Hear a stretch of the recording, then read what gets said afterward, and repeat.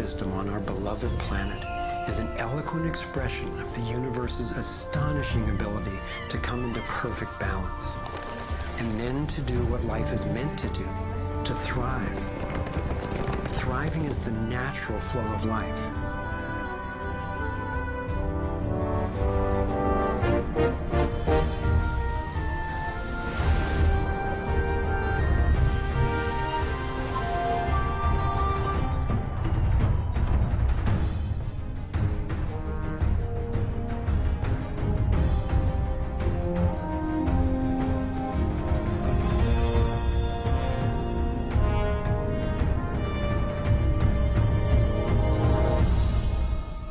Consider what is surely one of the greatest wonders of all, how a tiny egg and a single irrepressibly plucky sperm can unleash a process that brings forth in the end another one of us.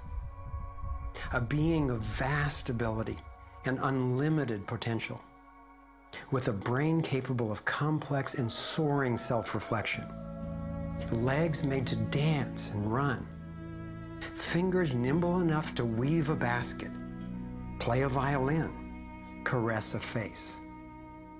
If nature teaches us anything, it is that life is meant to work, and that like every living thing, our purpose is to thrive.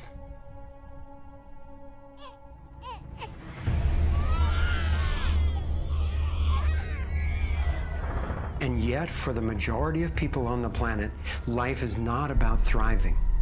It's about surviving, just trying to hang on. Is this really the best we can do? Did the universe labor for nearly 14 billion years only to bring forth a species that would end up as an enemy to life itself and to its own home? I don't think so. My name is Foster Gamble, and I have spent nearly a lifetime trying to figure out what happened. What is happening that could account for the staggering agony and deprivation on this planet? As a young man, driven by the misery I saw and by my fear for our survival, I set out on a journey, seeking to answer questions like, is it even possible for humans to thrive? If so, why aren't we? My research led me to places I never expected to go, revealing surprising discoveries that seemed unrelated at first, but which turned out to be crucially connected, as you'll see. I found a code, a pattern in nature that's been embedded in arts and icons throughout the centuries. I believe this code holds the key to a new source of clean, sustainable energy that could completely revolutionize the way all people live. I came to understand how our economic system is rigged, and I found out what we can do about it. My journey revealed ways we can claim our power to create liberating, healthy systems everywhere on Earth. I have realized that we are not a mistake. We are simply mistaken. We've been blinded to our brilliance, shorn of our strength, ignorant of our genius, unaware of our true power and magnificence. But all that is about to change. I invite you to share with me the highlights of my unlikely journey. I've created this navigator to take us through time and space. Let me show you around. On this screen, we can access what I call our vitals. It's the critical data we don't get from the corporate media, which in the US has consolidated from 50 companies down to 5 in just over 25 years. We'll use this to check on how we're really doing. The right screen tracks how to chart a healthy, sustainable course for living on planet Earth. I call these the navigating insights. And this will be our compass. Instead of a needle seeking north in our Earth's magnetic field, our compass is the shape of the field itself. And that shape, as you will soon see, has amazing technological and social ramifications. After a lifetime quest, I've come to believe that this pattern actually holds the key to a world that works for everyone. So let's go.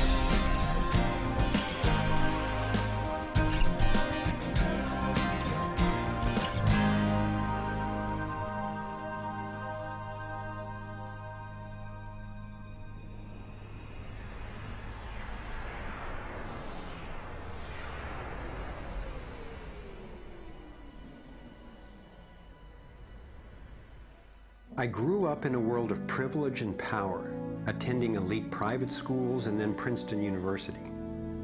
As a direct descendant of one of the founders of Procter & Gamble, I was groomed to be a leader in the establishment.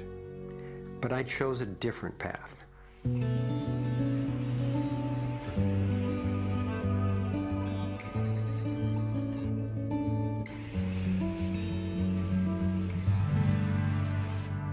I began to wake up when I was in elementary school. Adults were teaching me that the way to protect myself from a nuclear explosion was to duck under my desk and cover my head. That's when my serious questioning began. A couple of years later, I had a direct experience of universal energy. It happened one day when I was riding on a school bus, gazing out the window. I had a vision of a whirlpool pattern, and I just knew that the flow of energy I was seeing was the same in an atom as in our entire solar system. I felt deeply that I, too, was somehow made of that same pattern.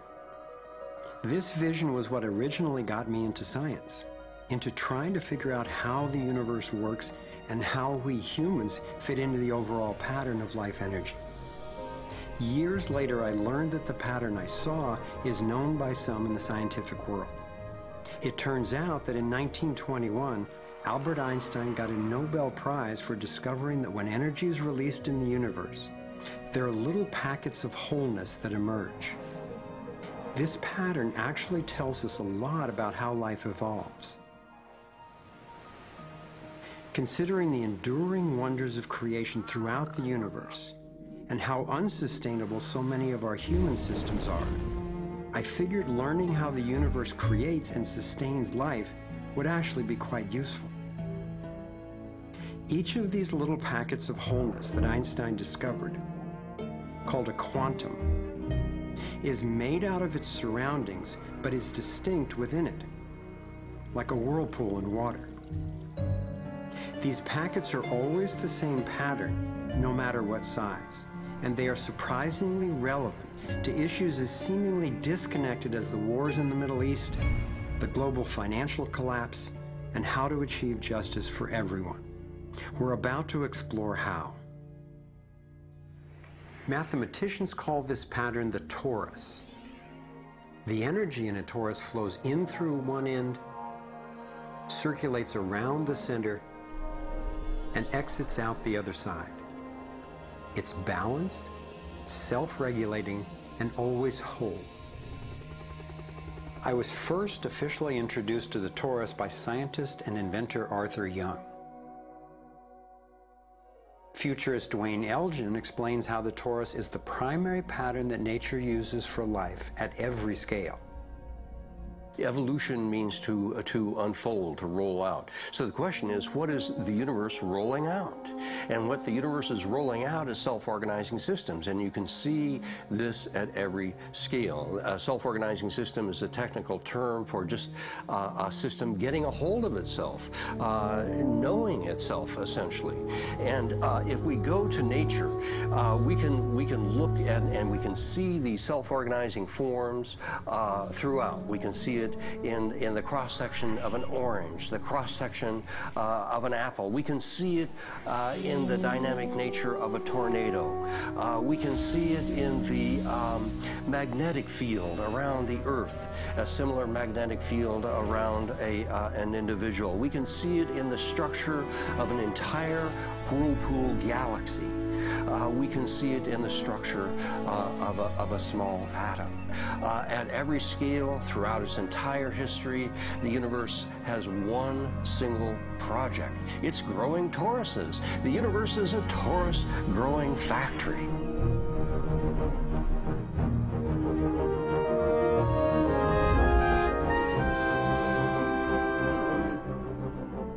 These toroidal dynamics are visible at various scales.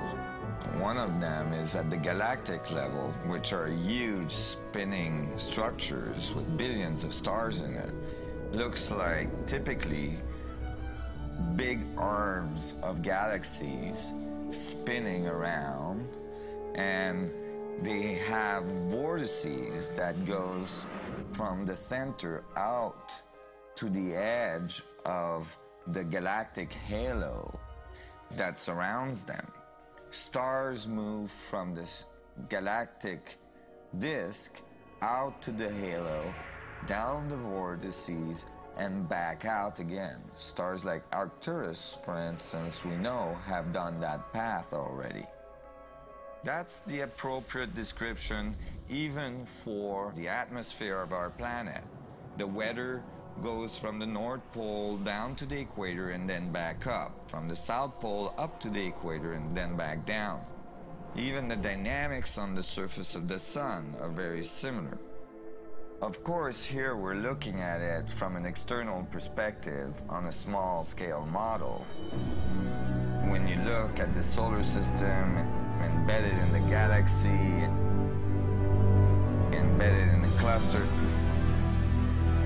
embedded in the supercluster, we're traveling in this boundless sea of infinite torus flow.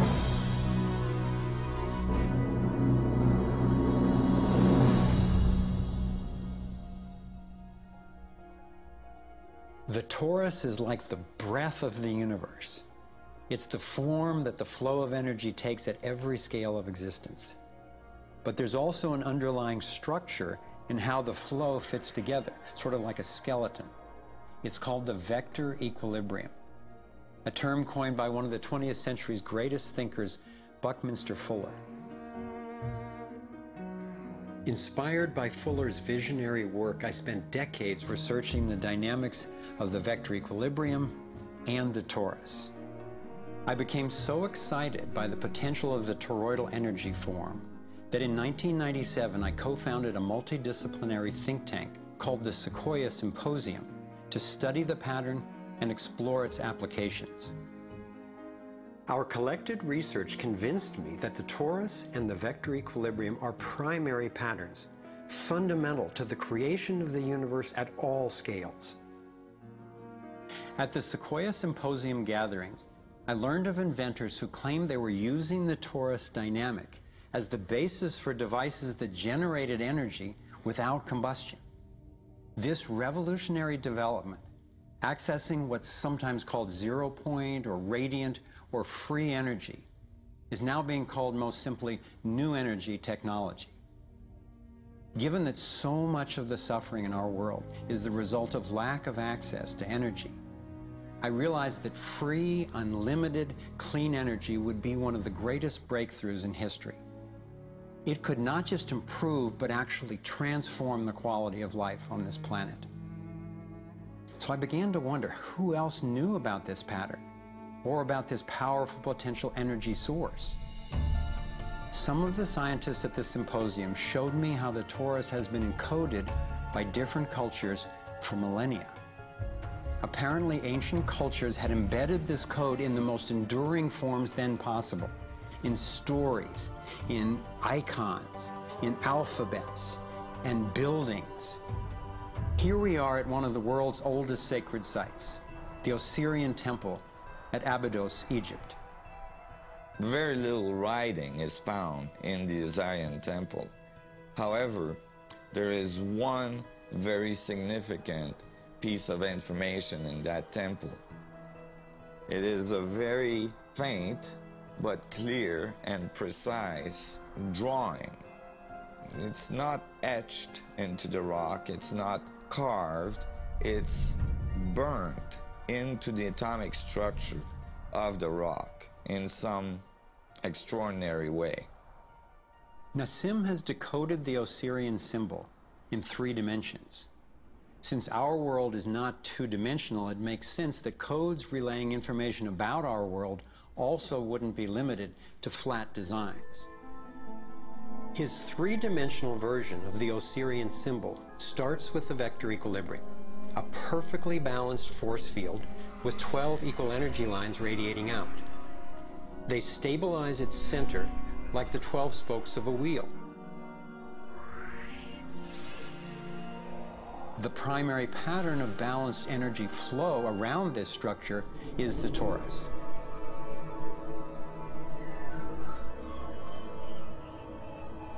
Here we expand to the next larger scale with a total of 64 pyramids called tetrahedra.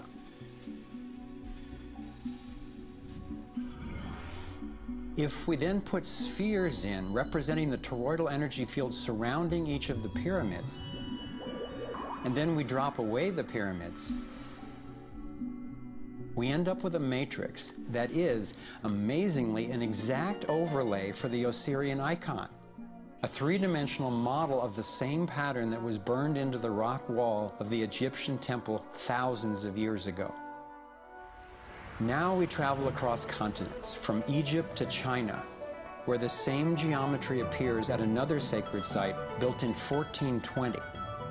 Then you go to the Forbidden City, where the sun gods reside, and where you find at the entrance the Fu dogs, the guardians of the knowledge. They guard the knowledge under their paw. The same geometry of 64 energy units is encoded again. I started wondering, is it just a coincidence that the exact same design appears in significant places on 2 different continents? But then Nassim showed me that this geometry of 64 is encoded time and again in cultures across the centuries and from all over the world. The Hebrew Kabbalistic tree of life creates the same structure we just saw, with the vector equilibrium again embedded at every level. The ancient Chinese system of wisdom called the I Ching is based on 64 hexagrams, symbols with 6 lines in a set, some continuous, some broken. These can be put together as the 6 edges of a tetrahedron, and together would form the 64 tetrahedron crystal.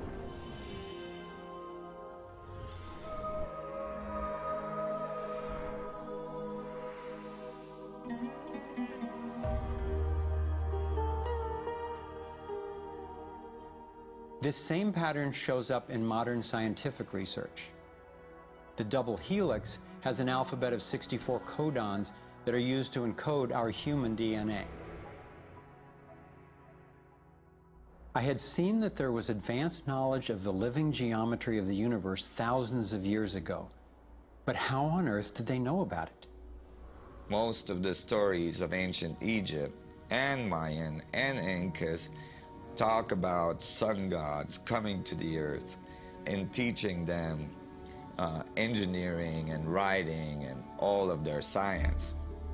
I started to wonder if all these sun gods were not advanced civilization coming from another part of our galaxy. These texts and many ancient cultures describe them as coming in flying boats, or in the Vedic tradition, flying machines, and so on. There is many mention of these sun gods coming through time.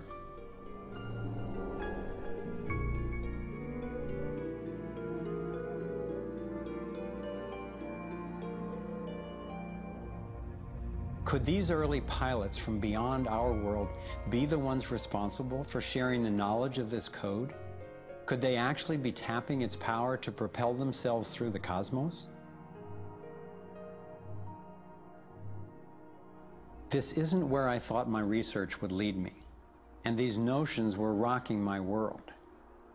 But Nassim has impressive evidence to back up his theories, and I could see no other rational way advanced math and physics concepts would have been recorded over 3,000 years ago.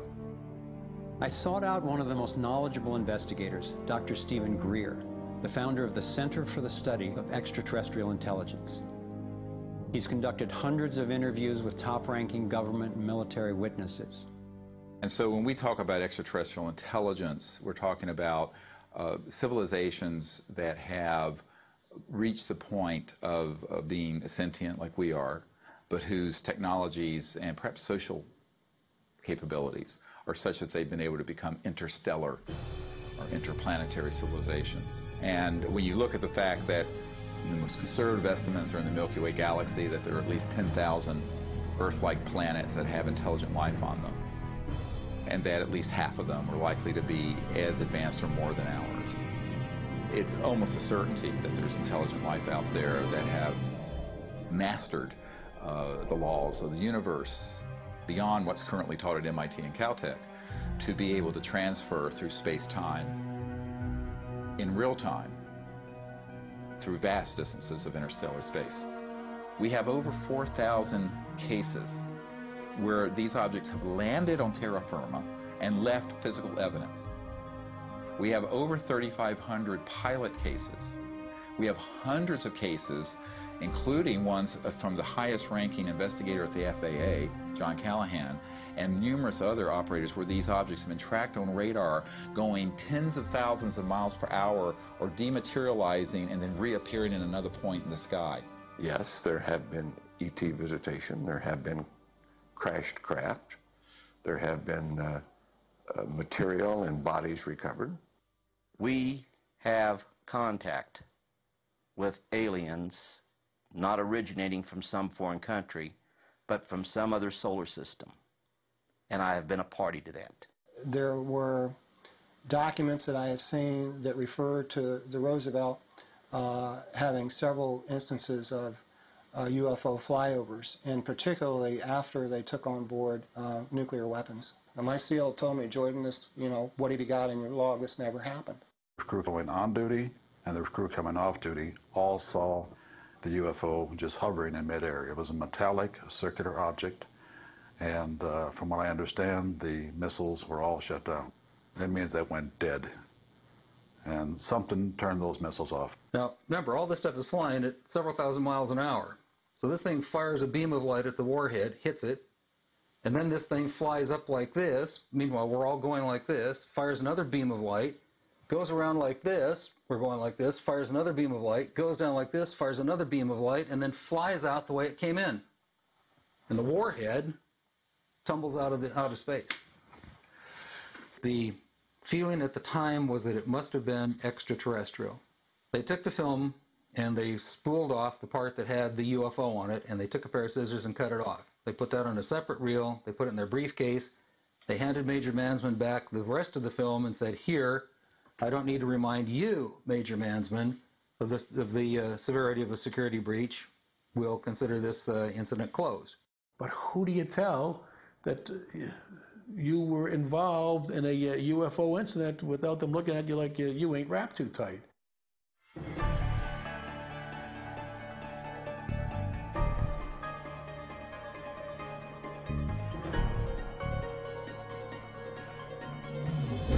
Out of all of the evidence for the existence of UFOs, one extraordinary phenomenon continues to astonish and inspire me.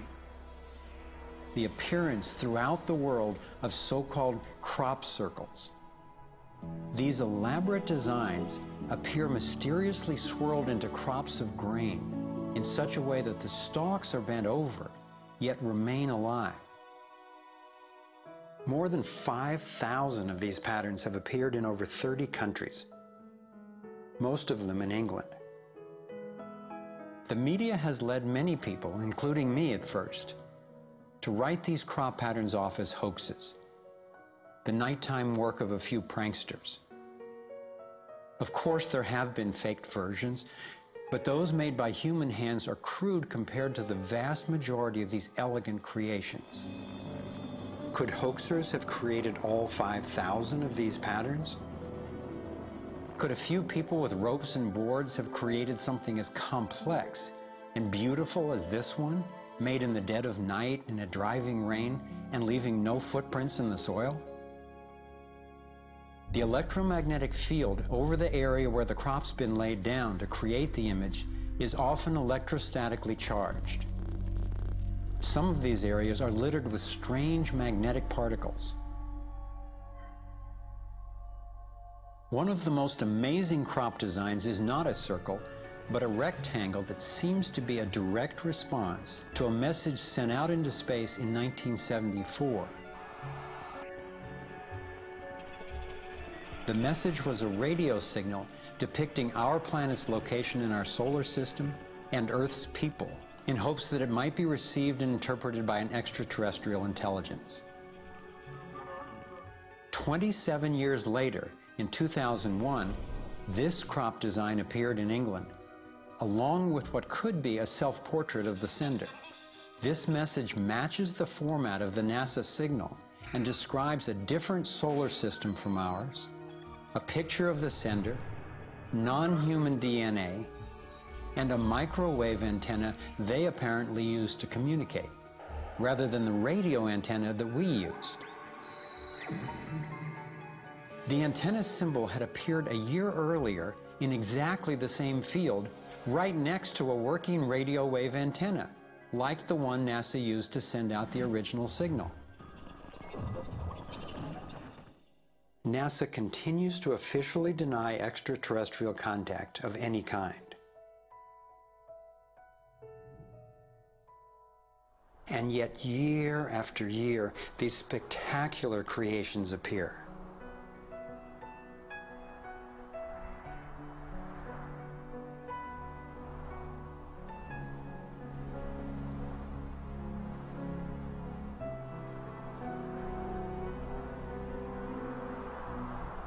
So what might these remarkable designs mean?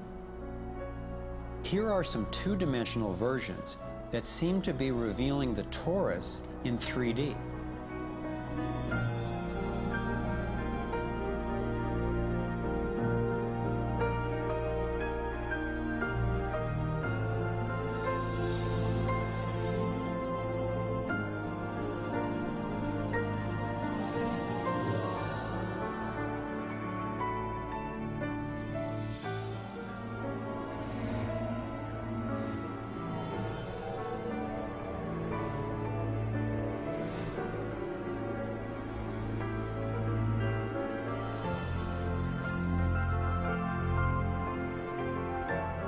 And here is the vector equilibrium.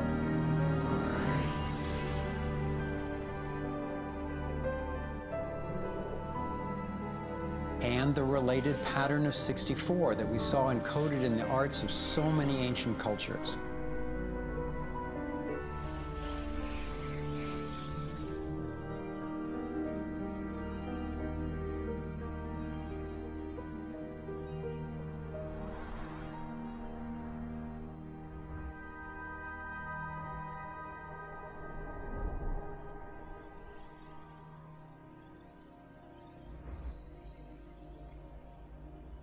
When I saw the coherence between the crop circles and the ancient encodings, I thought regardless of whoever created them and wherever they're from, there must be an important purpose to these designs. They're so coherent. I've come to believe that the pattern of the torus and the vector equilibrium, especially in the form of the 64 tetrahedron crystal, is showing us how energy works in the universe so that we can learn to align with it. I believe that they're giving us a model for accessing energy in a clean, safe, and limitless way, and a new means of propulsion. What more important message could there be to get to us, and especially now, from their perspective, as we're beginning to extend our careless reach beyond our planet? I got further confirmation of this notion when I met Dr. Jack Kasher, a former professor of physics at the University of Nebraska, who has also researched UFO phenomena. Presenting at a Sequoia symposium, Dr. Kasher showed a remarkable series of drawings by a woman named Lane Andrews, who claimed to have been invited onto an extraterrestrial spacecraft. I was startled to see her detailed sketches of the toroidal energy field that she said propelled the vehicle and protected the passengers. I subsequently interviewed James Gilliland. James has many hours of UFO footage from his ranch near Mount Adams in Washington state. He also claimed to have gone on board an alien spacecraft. What blew my mind was that he had never met Lane Andrews and had no knowledge of her experience, yet he described a phenomenon that was amazingly similar. Numerous ships with spinning rings of light. Could it simply be coincidental that James and Lane described the same torus dynamic, and that both of these people have been harassed extensively by government and military agencies?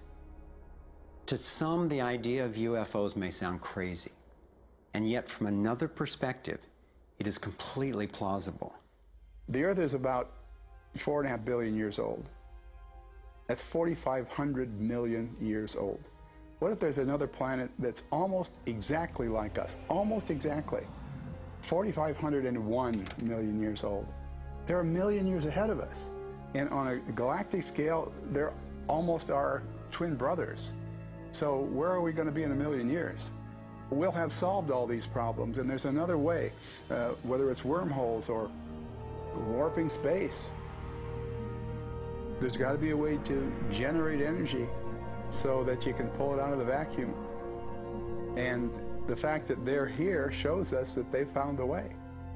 This is a major shock to the human system that is in process. I understand why people in our generation, people who aspire to positions of political leadership, etc., never dare go near that question, because it's a worldview challenge. It's a fundamental worldview challenge. So here we are, a relatively immature species struggling with possible self-destruction. If aligning with the torus does hold the key to a new form of clean, safe energy access, imagine the implications. This could be the most important technology breakthrough of our times. So who wouldn't want to have an energy source that's unlimited and freely available? That turned out to be a key question, and that's what led me down the next rabbit hole.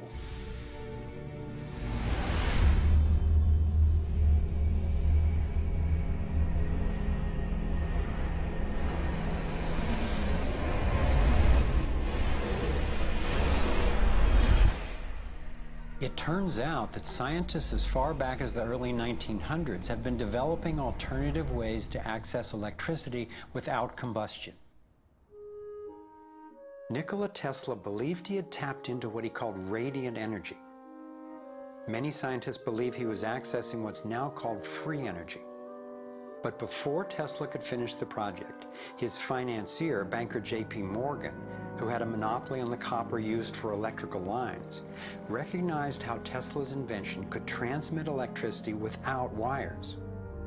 He then shut down Tesla's funding. Tesla's lab was burned down and he was ostracized, all for trying to implement his vision of unlimited energy for everyone.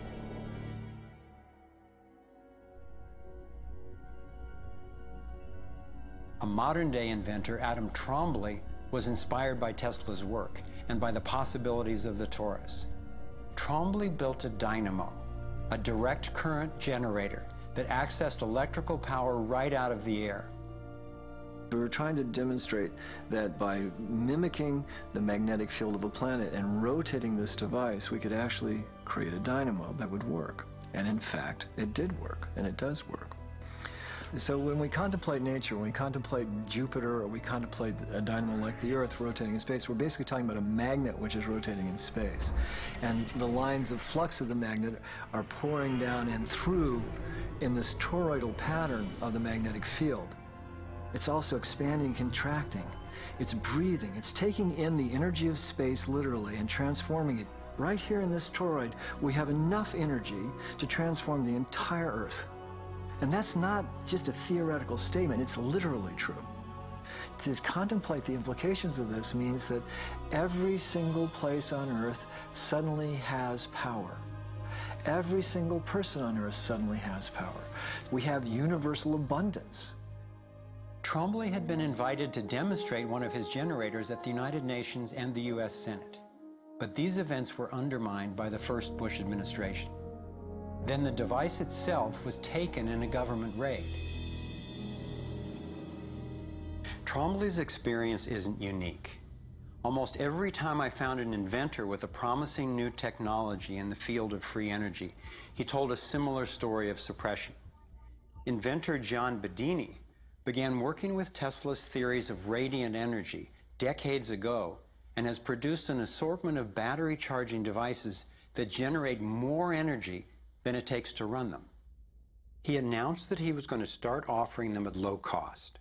Soon after that, he was attacked in his lab and warned not to produce the devices.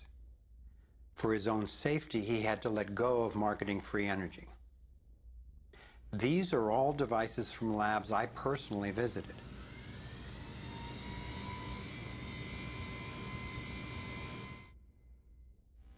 Now.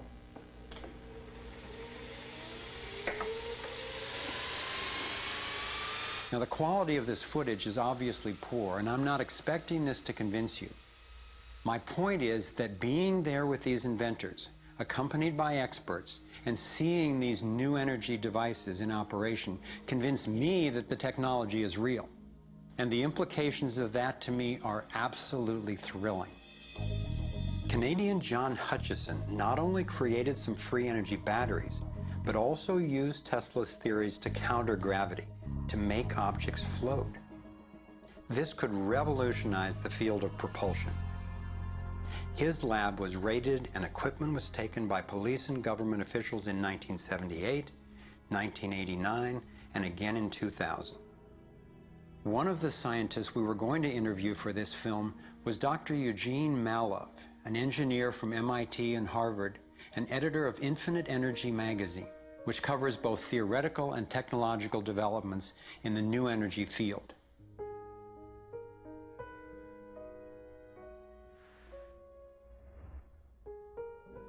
Dr. Malov was mysteriously beaten to death in 2004. If these inventors were all hoaxers and charlatans, I wondered, why are they being suppressed so consistently and so brutally? I asked free energy inventor Adam Trombley why he thought this technology was being suppressed, and if the UFO phenomenon was related. We've had major military people at great risk to themselves say, yes, these things are real. Why do you think the military-industrial complex doesn't want that statement to be made? Because you start thinking about what kind of technology is behind that. That's the bottom line. The suppression of UFO phenomena is hand in hand with the suppression of so-called free energy. The energy is extracted from the fabric of the space around us, which means it cannot be metered. That is a direct threat to the single largest industry in the world, energy. It's goodbye ExxonMobil, goodbye oil, goodbye coal, goodbye linear transmission of electricity through power lines, all that gone. Unfortunately, it's someone's $200 trillion piggy bank. The proven oil and gas and coal reserves are worth north of $200 trillion.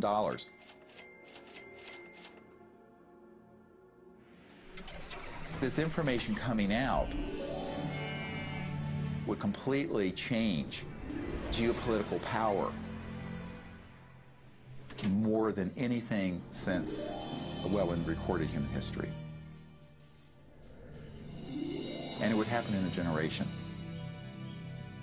I started to examine the breakthrough solutions, and much to my surprise, these concepts have been proven in hundreds of laboratories throughout the world, and yet they have not really seen the light of day. Rather than smashing things together and trying to control the explosion, these new technologies rely on blending, of dancing with what naturally is.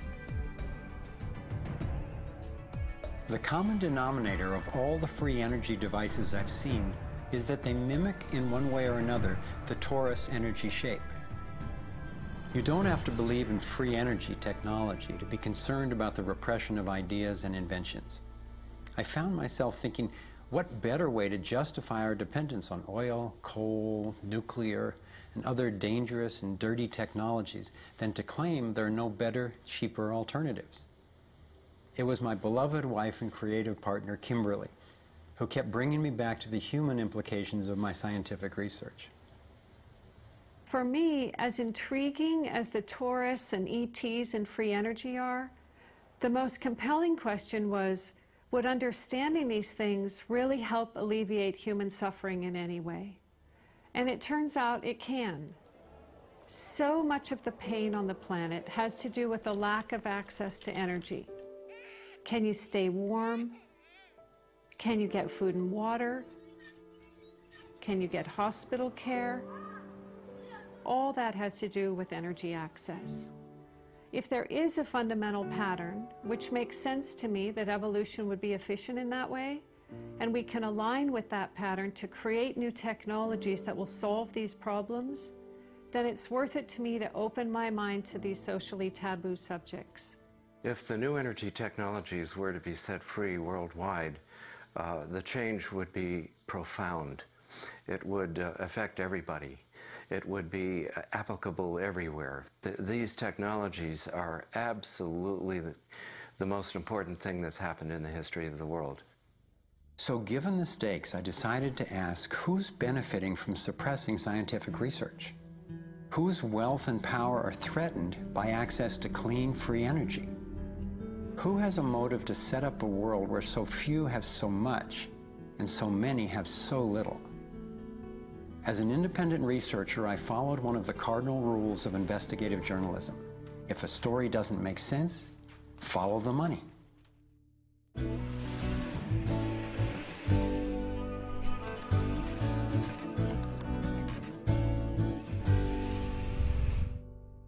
Our being dependent on oil ensures that energy corporations continue to reap phenomenal profits. I see them committing huge resources to undermine energy alternatives, to control global reserves, and to maintain high oil prices. They have enough money and influence to suppress anything that might threaten their monopoly. So who's behind the huge energy corporations? The Rockefellers' oil empire got started in 1870 when John D. Rockefeller founded Standard Oil and became America's first billionaire. Standard Oil has since morphed into ExxonMobil and others. And the Rockefellers control our food as well. They were primarily responsible for the global shift to large-scale petroleum-based agriculture. I remember the so-called Green Revolution of the 1960s and 70s. Like most people, I thought it was a great thing. It was, however, based on the planting of huge plots with a single crop using vast amounts of oil-based fertilizers, herbicides, and pesticides. The Green Revolution was the brainchild of the Rockefeller Foundation's Natural Science Division in partnership with large agricultural corporations. Petroleum-based agriculture provided vast new profits for the oil industry, but never lived up to its promises of ending hunger and promoting health. The Green Revolution did at first increase productivity because every bit of soil was being used for immediate production. But its true costs can now be seen. Taxpayers pay billions in subsidies to giant agribusiness corporations. Small family farms have all but disappeared. Biodiversity is destroyed. Toxic chemicals poison farm workers and pollute the land, water, and our food supply, endangering the health of us all. As of 2010, approximately 1 in every 7 people worldwide did not have enough to eat. The giant corporations who had brought us chemicals for chemical industrial agriculture, and they were talking about 3 instruments to consolidate the food chain. The first was genetic engineering as a way of control. The second was patenting seed and patenting life as a way of control, declaring seed to be private property, treating the saving of seed by farmers as a crime, as a theft of intellectual property. And the third was so-called free trade treaties that would rob ordinary people, farmers, growers, of their freedom to save seed. The design of terminator technology to create sterile seed in order to impose even more dependence of humanity on a handful of corporations is the ultimate step in this. We are, through what we are doing with seed, literally for the first time, creating a new colonization, which I call the colonization of the future.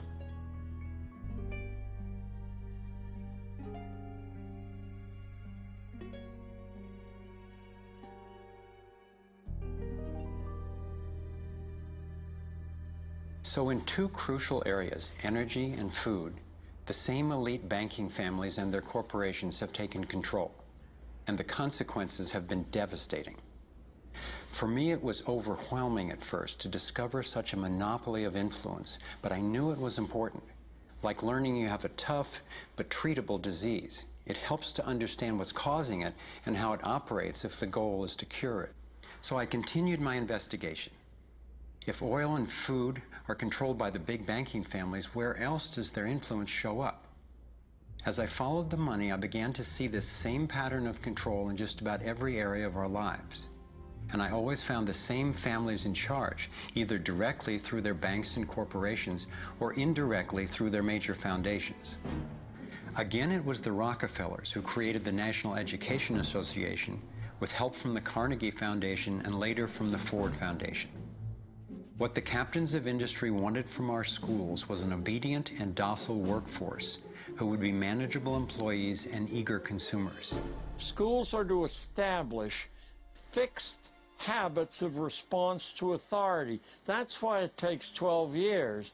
You're to respond reflexively when anyone in a position of authority tells you what to do.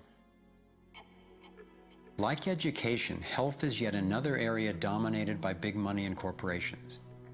The American Medical Association, for example, is largely funded by the Rockefellers, who use their funding to influence AMA research and decision-making.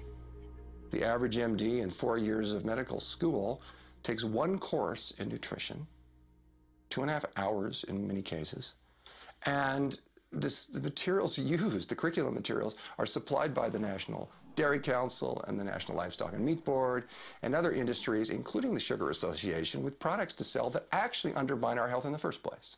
Unfortunately, the way the system of medicine is set up, medical education is primarily, funded by pharmaceutical companies. So there's a motive to make and sell as many drugs as possible. It's also a very time-effective way of making money for the physician, for the pharmaceutical company, for the whole medical establishment. But it's really perpetuating the problems it was meant to alleviate. Side effects may include nausea, dry mouth, and constipation. Decreases in white blood cells, which can be serious. Sexual side effects, diarrhea, nausea, and sleepiness. Can lead to coma or death. How far will these forces go to make a profit? Would they actually suppress cures for diseases the way they've suppressed free energy technology? Sadly, my research has shown me the answer is yes. One well-documented example is the case of Dr. Royal Rife. In the 1920s, Dr. Rife invented the most advanced microscopes of his time. He also developed a new technique he called coordinative resonance, which was apparently able to destroy cancerous tumors as well as viruses. In 1934, in clinical trials affiliated with the University of Southern California, Rife's treatment was tested on 16 terminally ill cancer patients. Within 3 months, they were all successfully cured. Soon after, a lab testing Rife's technology was burned down and a frivolous lawsuit was filed. Through the efforts of Morris Fishbein, head of the Journal of the American Medical Association, Rife was essentially shut down and ruined, his brilliant and promising work all but forgotten. It was really hard for me to consider that someone might actually be suppressing cures. And cancer has run through my family like a raging river. I found out that it's all about patents. If a pharmaceutical company can patent and make money from treatment, especially one that we have to keep on using, then that's what we get. Otherwise, we don't even hear about it. It's not just Rife who got shut down. Reen Case had an old Indian Ojibwe formula that was effective. Harry Hoxsey and Max Gerson had natural remedies that worked. But if you go and you look them up, the AMA makes them sound like complete quacks. And that's where following the money has been so helpful, because the same powers who control the AMA and their research and funding control the pharmaceuticals.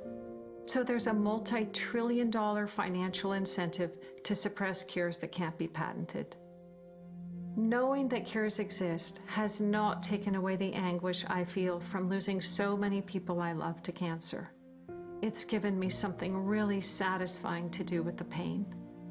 And I believe when we take the love and devotion that we have for everyone who's died and who will die unnecessarily, and direct it to developing and getting these cures out to people who need them, we can break this cancer legacy and heal.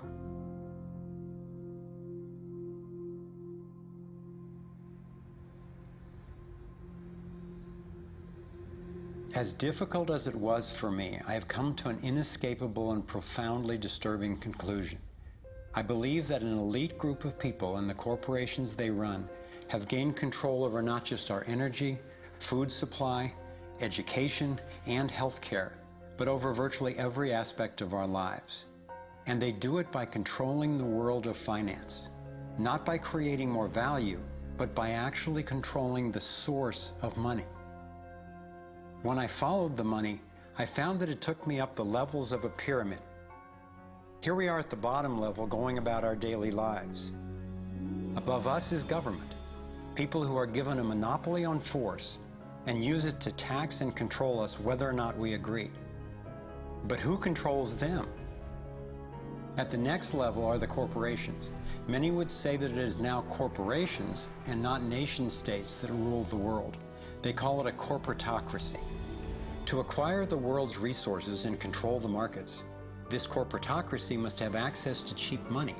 The big corporations get their loans at special rates from the big banks, which means that those who control the major banks, the moneyed elite, ultimately control the corporations. As I've followed the money, I've learned that almost everything I once believed about money is simply not true. It's interesting how few questions we actually ask about very everyday things, like when we go into a bank and we ask for a loan of, say, $50,000, £50,000, what actually happens? You see, most people live their lives based on a kind of vague image of what happens. What actually happens is you ask for £50,000, they type into your account £50,000. That's all they do. They don't mint any coins, they don't print any money, they don't move any precious metal anywhere. They just put £50,000 into your account on a computer screen. From that moment, you start paying interest on money that has never, does not, and will never exist. It turns out that banks actually have about 9 times as much money loaned out as they have on reserve in their vaults. This is possible because of what's referred to as fractional reserve lending. The way it works is that the Federal Reserve, or the central bank in any country, is legally allowed to determine the amount a bank must have on reserve. In the US, it's currently around 10%. So if you deposit $10,000 into the bank sets aside 10%, or $1,000, and then loans out the rest of your money. The way it works is, say another person comes into the bank and asks for a car loan of $9,000. At this moment, the bank loans out the $9,000 from your original deposit. It isn't there anymore. The borrower then pays the person selling the car, and they go deposit the money into another bank, which is part of the same central banking system. This $9,000 is treated as a new deposit, and the process continues. The money gets redeposited and reloaned until the initial deposit of $10,000 becomes $100,000.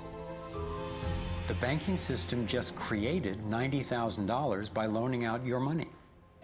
Apparently it began with the goldsmiths in the 17th century when people were trading in gold. Gold was heavy to carry around, so people stored the actual metal in vaults and traded receipts instead. Those receipts were the first paper money. Since only a few people would withdraw their gold at any given time, the vault owners, basically the new bankers, began creating receipts for more metals than they actually held. They loaned out those receipts and charged interest on money, gold, that they didn't really have. That's how our so-called fractional reserve system was born. In this system, the bankers get to make up money out of nothing, while the rest of us have to work hard to earn it. It has created a modern form of serfdom where the mass of society is now working to pay off their debt to the banks.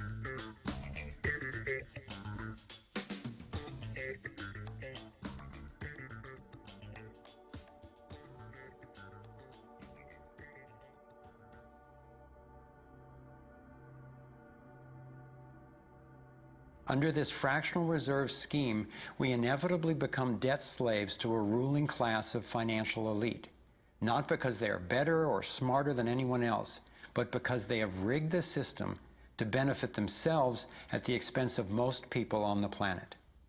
Catherine Austin Fitts is an expert on this issue.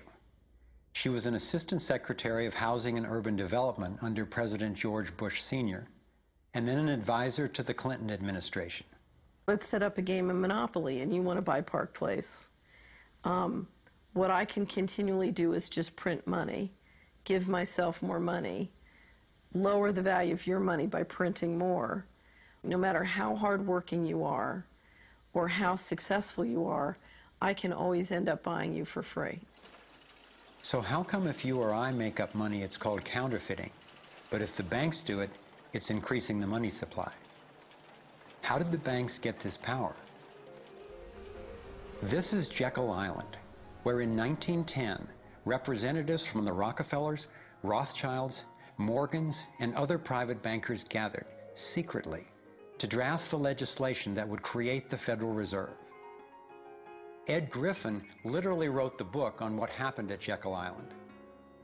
Central banks are banking cartels which have gone into partnership with the respective governments in the countries where they operate.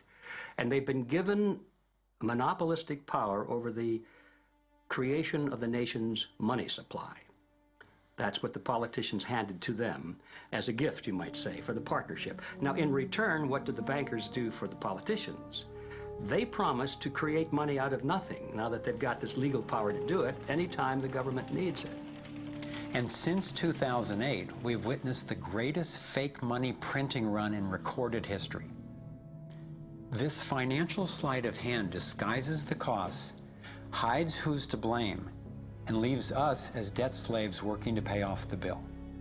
I found it revealing that in the same year the Federal Reserve was founded, 1913, the Internal Revenue Service was also established.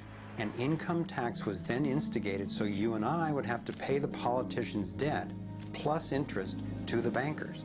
The problem is we have a privately owned central bank system in the United States disguised as a government-owned system. Now, if you look in the telephone book here in the Washington, D.C. area, you look up for Federal Reserve in the blue government pages, it's not there. It's in the white pages right next to Federal Express. It's a privately owned central bank. What is the proper relationship, what should be the proper relationship between a chairman of the Fed and a president of the United States?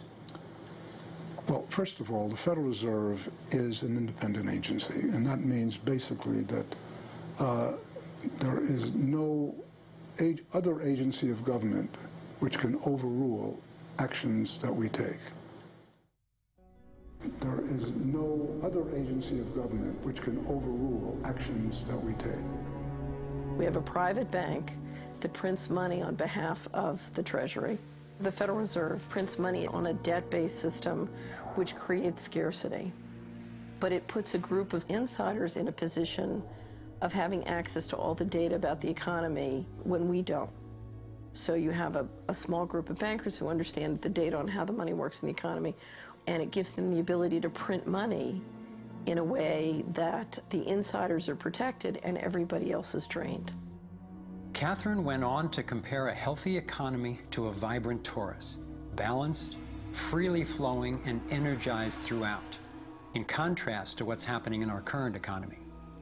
What you have is a system that's very dynamic, and it's trying to optimize.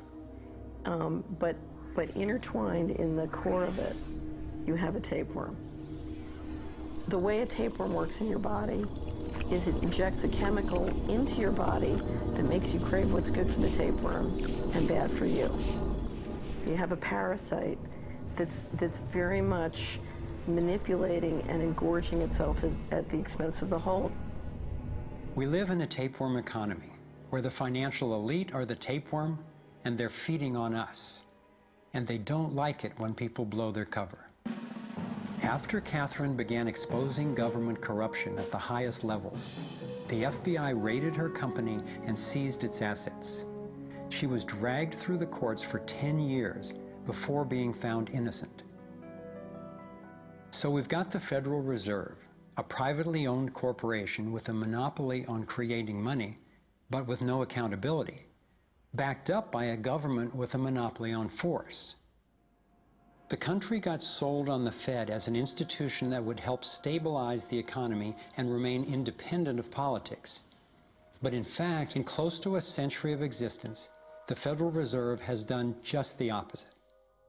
Since they took charge, we've been robbed through inflation, and the purchasing power of the dollar has declined more than 96%. And the wealth gap makes it clear most of the money is going to a very few.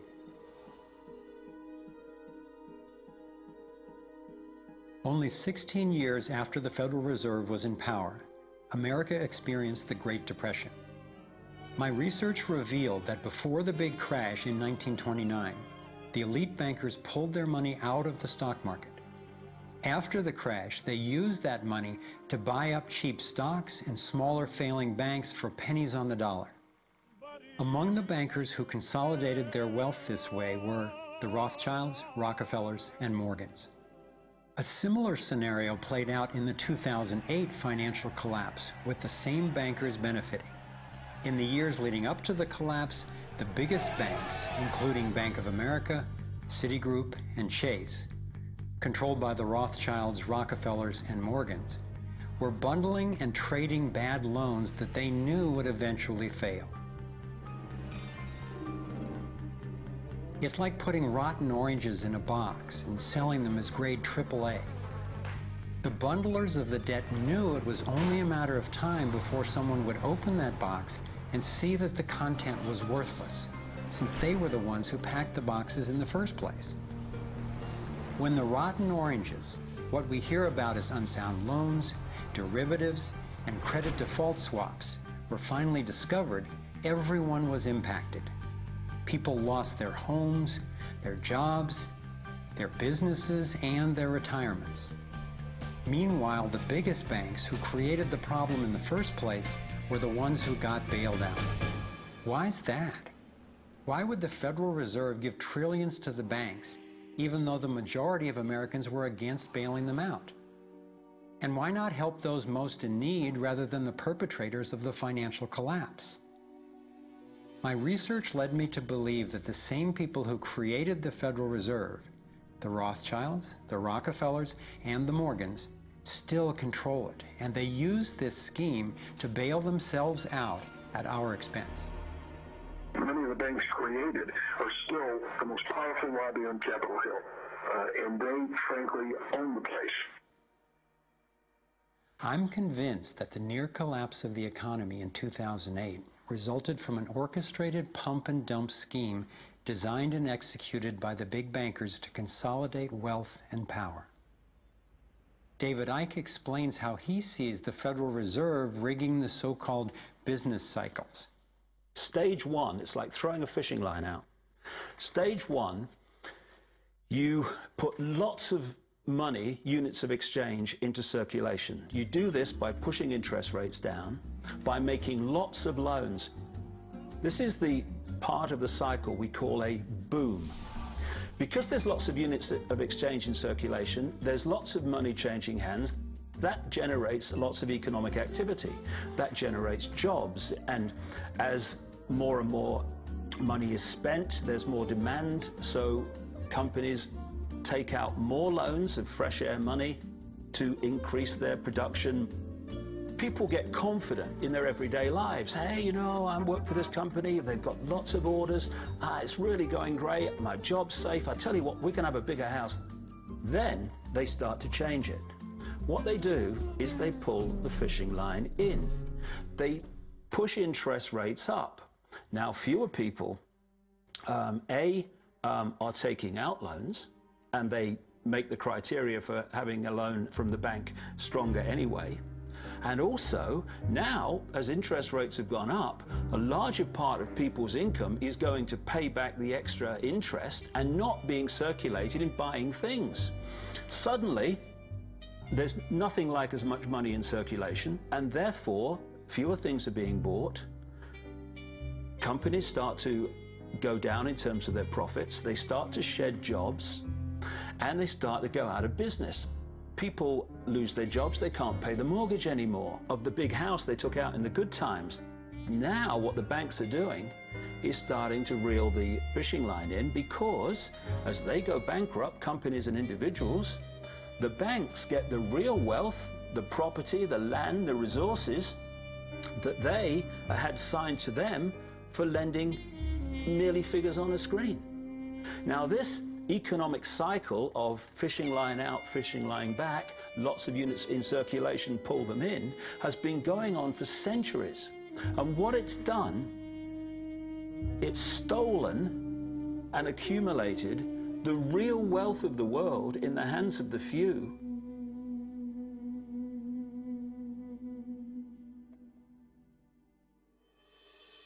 At the international level, central bankers use the World Bank and the International Monetary Fund to make more money while exploiting the resources of countries they lend to, bankrupting them in the process. The central bank of central banks is the Rothschild-created Bank for International Settlements. The elite are positioning themselves to control access to virtually everything we need to survive. No matter where you go in the world, the money is controlled by the banking system. They decide if people eat or if they don't eat. Who's a billionaire and who lives on less than $1 a day? He who controls the money controls the world, and a very few control the money.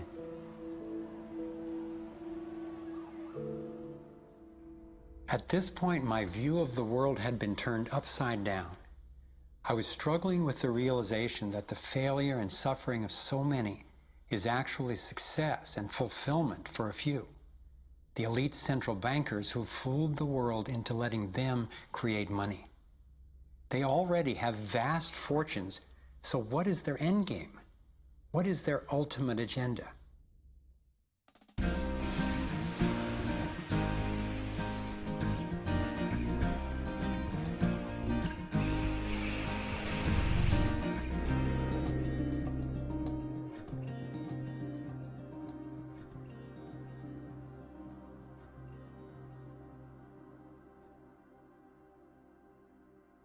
I kept running across compelling evidence and credible experts saying that the secret agenda of the banking elite is nothing less than total global domination. At first, I resisted the idea, but I was committed to finding out what was keeping us from thriving, no matter where it might lead.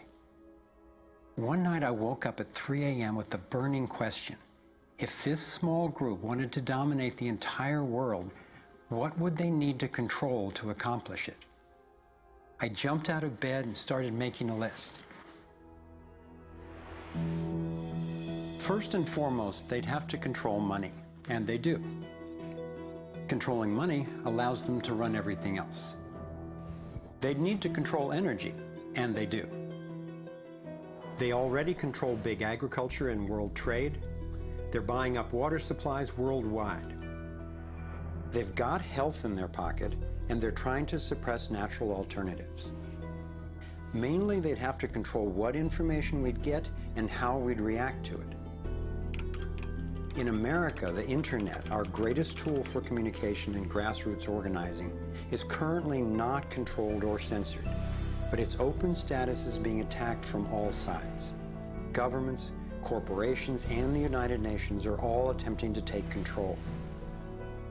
For complete domination, dissent has to be controlled. They'd need to take away our rights, spy on ordinary citizens, and track every aspect of our lives. As the day dawned, I knew that a powerful elite had almost everything set up to rule the world. And I had the frightening realization that Big Brother is not just coming, he's here now. We are already in the matrix. So how do we get out? To envision that, I realized I needed to discover what their ruling structure looks like and how it works. A relatively small group of families, especially the Rothschilds, Rockefellers, Morgans, and Carnegies, along with the Harrimans, the Schiffs, and the Warburgs, have been leading the controlling elite in the West for generations. I'm not implying that every individual in these families is aware of or active in the global domination agenda. However, I'm convinced the heads of these dynasties control the corporate and banking interests that carry out the sinister scheme that is destroying so many lives. Those secretly driving the agenda have been known by many names. Leaked reports confirm that they meet throughout the world behind closed doors to discuss their agenda. Then, like clockwork, their plans begin to show up in the media, finance, corporate, government, and military arenas. Of course, not everyone involved in these groups is in on the decision-making. There is a hierarchy of knowledge and participation. One of the primary symbols of the controlling elite is the all-seeing eye. It's on the dollar bill. It's on the American mass surveillance system initially called Total Information Awareness. It's on the British intelligence agency MI5. And it even oversees the Supreme Court complex in Israel, designed and funded entirely by the Rothschilds. I believe they've taken the majestic image of the Cheops pyramid and its legendary metallic capstone and perverted the meaning to represent those at the top being able to track and control all those under them.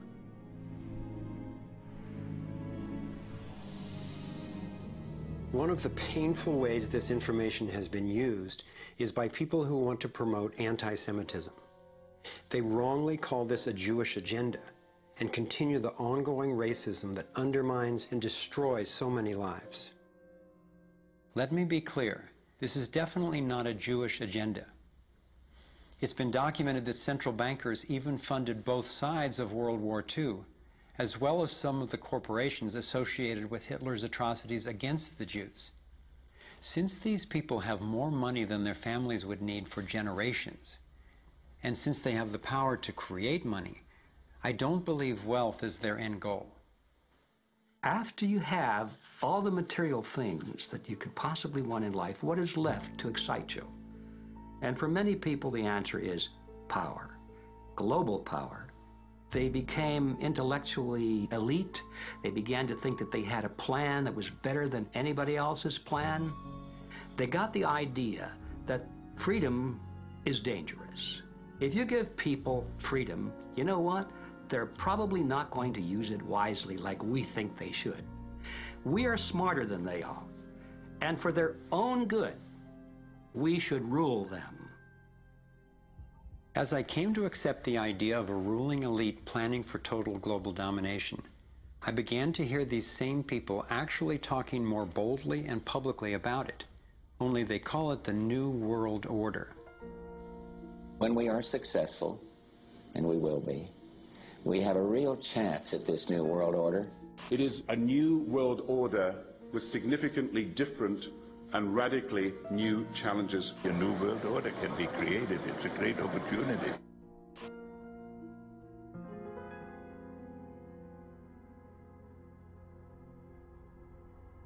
Given the condition of our world, a new world order can sound like a great idea.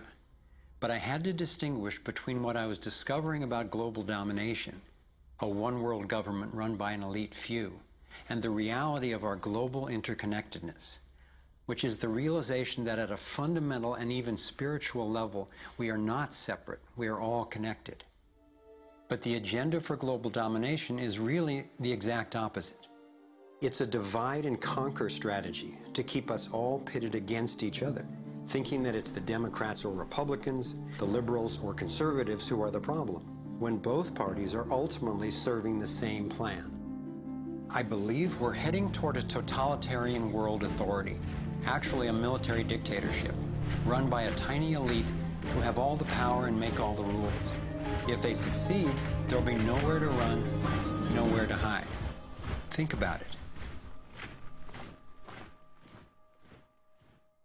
The whole notion of conspiracy has been so ridiculed that it's socially challenging just to consider it. And there's always a reasonable sounding story to explain any one incident on its own. I personally used to try to justify how the same people consistently ended up with more money and more control by thinking they must just be taking advantage of the situation, but not actually causing it. But after nearly a decade of putting the issues and the evidence together, I am convinced it is not random, and that a few very powerful banking elite families and their political and corporate partners do have an agenda to dominate and control the rest of us. Once I got the reality and the scope of the agenda, I really had to think, how much do I want to know about this? Do I want to focus on the worst of what human beings are capable of? I decided it is worth knowing who these people are and how their organizations operate, because on the other side of the rage and the sadness are clarity and strength, the power we have to focus our efforts effectively now that we understand what's really going on. The greatest prison that people live in is the fear of what other people think. What happened to me as a result of all the ridicule I went through is that I stepped out of the fear of what other people thought. And it's only when you do it that you realize what a prison you lived in before. And what it gave me was a personal understanding of how easy it is for a few to control the many. All you have to do is dictate the norms in society, what is considered right and wrong, moral and immoral, good and bad, sane and insane, possible and impossible. And you build what I call a hassle-free zone. And if you live your life within that zone of perception, belief, and what you say and think, then people will leave you alone because you're normal. Once you step out of that pen and you start to express your uniqueness, what the Illuminati have created is a whole human population of prison warders who are jumping on those that are stepping out of the norm. And it's interesting, when you get to the edge of that hassle-free zone in what you say and you think, you're not thinking, if I do, what about the head of the World Bank? What's he going to say if I do this? No. We're saying, what will my mother think? What about the guys down the bar and the people at work? What will they say? And what the Illuminati have done by creating the norms, they have created an absolute army of people to impose those norms on each other. Their grand strategy for global dominance is already being implemented. They are carving up the world into superstates that transcend national boundaries so that we are easier for them to manage. They have already established the European Union and the African Union. Politicians from the United States, Canada, and Mexico, under the title of the Security and Prosperity Partnership, have been working on the northern part of what could arguably be called plans for an American Union. This has been going on for years without citizen or congressional consent. A Pacific Union is already in process. This is the organizational chart for global tyranny, the structure for complete control. Here are two of the most powerful men in Europe talking about moving to a single world government. It is extremely important that we, in this new ownership of global governance, have, particularly on both sides of the Atlantic, the implementation of the same rules in the same fashion. 2009 is also the first year of global governance with the establishment of the G20 in the middle of the financial crisis. On the international level, the central banking elite have put huge organizations in place to implement their policies, including the World Trade Organization, the World Health Organization, the World Bank, and the International Monetary Fund.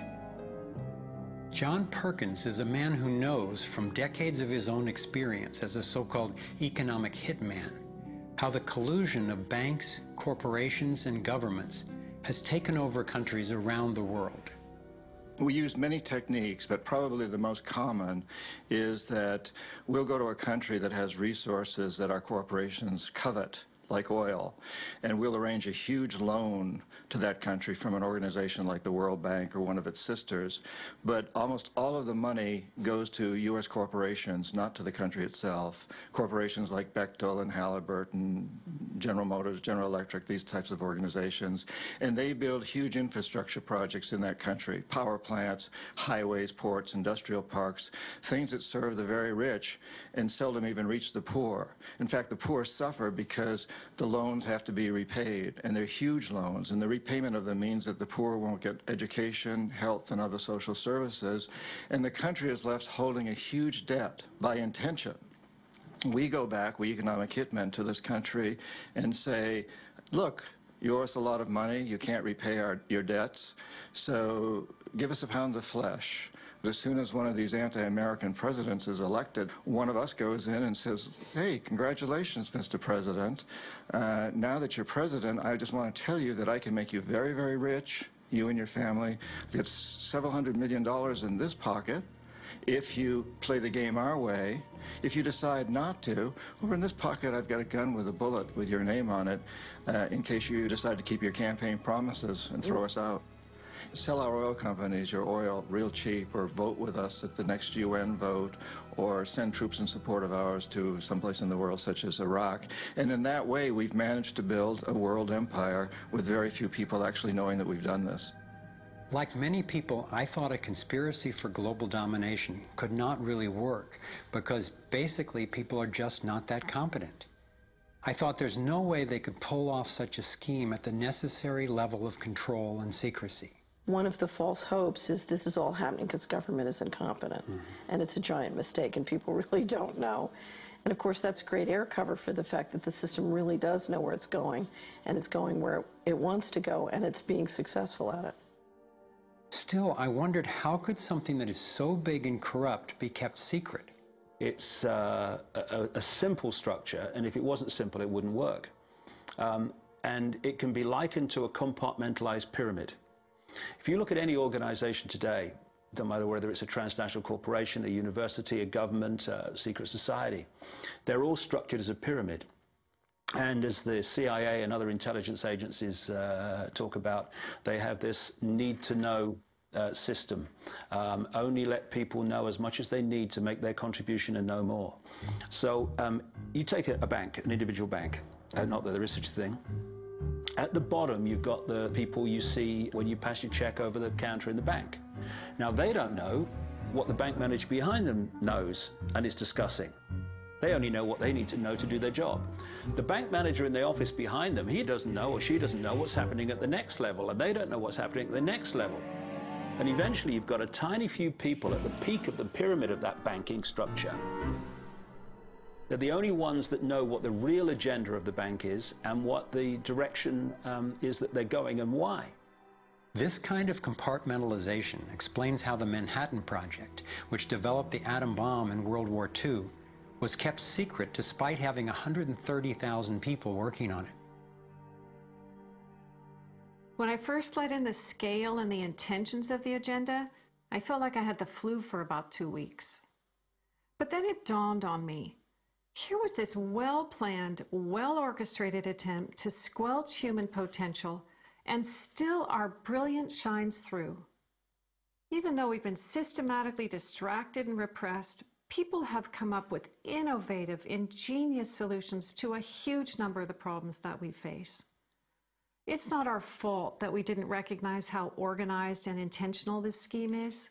It's our challenge. I looked at the kind of world the controlling elite have already given us, and I had to ask, what kind of world would we be living in if they had absolute and complete domination over everyone, everywhere? In this new world order of theirs, a tiny number of people would exercise total control over the lives of everyone through a system of intrusive surveillance, violent suppression of dissent, and debt slavery. Imagine tiny islands of opulence surrounded by a sea of misery, where the mission of the military is to protect the haves from the have-nots. I've come to believe that their endgame is truly ominous, and that they will stop at nothing to continue implementing their plan. As difficult as it may be for Americans to accept, I'm now convinced the agenda of the global elite includes destroying the financial strength and sovereignty of the United States. With its history of free speech and armed revolt, America represents the major hurdle to global consolidation of power. If they can succeed in bringing down this country, I believe the international elite intend to transfer the power and productivity of Americans to their one-world dictatorship, gradually taking over our lives in what David Icke calls the totalitarian tiptoe. Think about it. They've got us so deep in debt we can never repay it. They're collapsing the dollar, and they're attempting to replace it with a global IMF currency. This press for a global cashless electronic currency would enable a central authority to financially disable any individual or group in an instant. Now, for the first time in history, international taxes are being proposed under the pretense of addressing climate change.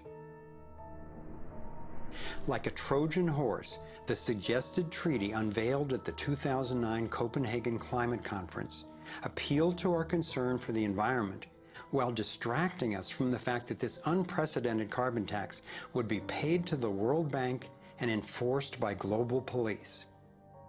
There are ways to address our obvious need to curtail pollution without creating a tax base for tyranny. You want to change society in a way that you know that if you do it openly, you know you're going to get an adverse reaction. So you don't do it openly. You play problem, reaction, solution. Stage one, you create a problem. It could be a terrorist bomb, it could be a 9/11, it could be a run on a currency, it could be a stock market collapse, a government collapse. You tell the people your version of A, who did it, and B, why. And at this point, problem, reaction, solution would fall down if we had a media that was in any way related to journalism. Instead, the mainstream media is a public relations office for the official version of events. Turns out President George W. Bush was right about Saddam Hussein hiding weapons of mass destruction. The virtually only way or source of information that the public have about this event is from the mainstream media.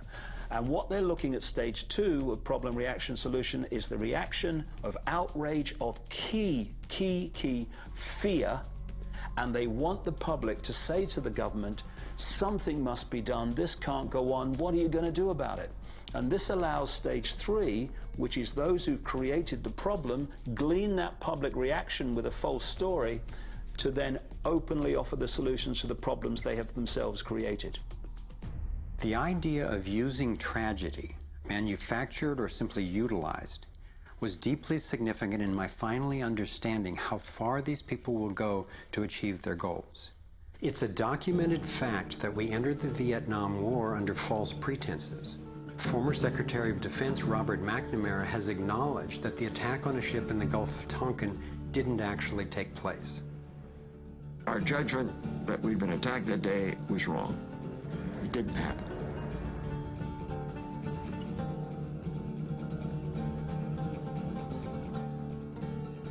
More recently, former President Bush used non-existent weapons of mass destruction as a pretext for invading Iraq. Tactics like this are sometimes referred to as false flag operations. An increasing number of people believe that 9/11 was a false flag operation by the global elite in order to set the stage for taking over Middle East oil and dismantling U.S. constitutional protections. There are lives in the valleys. There are people under fire. There are children at the cannon. There is blood on the wire. There is blood on the wire. There is blood on the wire. There is. Most of what's needed for a police state is actually already in place. Right now in America, any of us can be imprisoned without warning or due cause, and we can be kidnapped, tortured, and assassinated legally if the government decides what we are doing is a threat to their plan. All they have to do is name us as a suspect in their so-called war on terror. We're being watched more and more.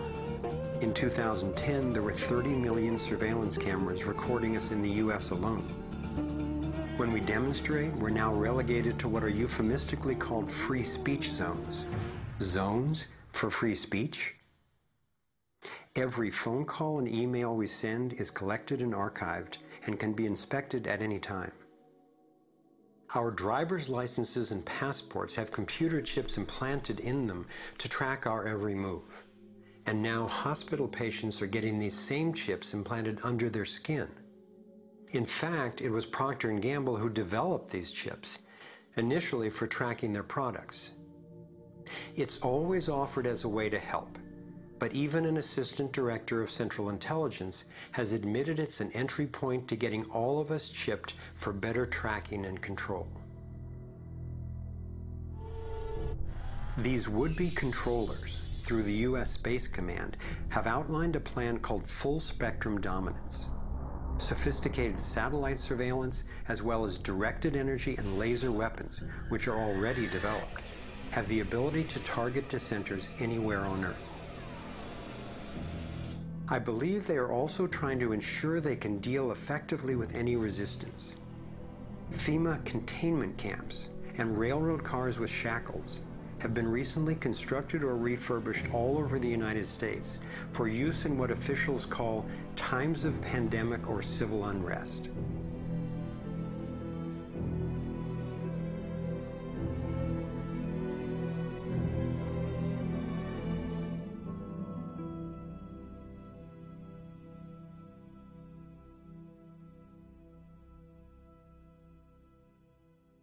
There's one more brutal realization about the global domination agenda that I need to share. This was a horrible one for me to grasp, but without it, this inquiry would be dangerously incomplete, and our solution strategies would be inadequately informed. In my research, I came across convincing evidence that their plan actually includes the elimination of the majority of the world's population. As sick as it sounds, it makes sense that they would be better positioned to succeed in their quest for absolute control if there are fewer of us to manage. Every time I've thought they wouldn't do that, I discovered I was wrong. I found startling documentation that eugenics is one of the core pillars of their plan. Eugenics is the practice where some people get to decide who's worthy to breed and who's not. Sterilization is one of the many insidious ways this covert plan is being implemented. In 1904, the Carnegies funded the first eugenics laboratory in Cold Spring Harbor, Long Island. The Rockefellers funded involuntary sterilization of people of color through their eugenics programs and funded the Kaiser Wilhelm Institute in Germany to further the racial supremacy agenda later adopted by Hitler. In 2007, the U.S. Department of Agriculture and Homeland Security funded a proposed project to aerial spray over 7 million people in urban areas of Northern California. After citizens organized against the plan, officials were forced to reveal that the spray included multiple toxins that can cause disease and disrupt the reproductive cycle. Fortunately, civil resistance stopped the project. The U.S. government has been caught over 30 times covertly experimenting with toxic chemicals on its own citizens, from soldiers, prisoners, and Native American reservations to entire towns and counties. Mass covert sterilization of women and girls, usually using secret additives to vaccines, has been exposed in Brazil, Puerto Rico, Nicaragua, Mexico, and the Philippines. These have been under the auspices of such programs as John D. Rockefeller's Population Council, the U.S. Department of Health, Education, and Welfare, where Nelson Rockefeller was Undersecretary, and the Rockefeller-founded World Health Organization. Novartis and Syngenta, in cooperation with the U.S. Department of Agriculture and the Department of Defense, have field-tested a spermicidal strain of GMO corn that would render male consumers infertile. This was quietly announced as a contribution to the world overpopulation problem. The list goes on and on. Right now, global human fertility is plunging. I'm convinced that this is no accident. For me, being willing to consider and research a direct depopulation agenda was critical to my getting the whole picture and to generating responses that could be sufficient to the task we face. I know this may sound crazy, but imagine that it's 1932 and we're in Germany. If I told you that in the next decade millions of people would be exterminated, you would say impossible. No one would do such a thing.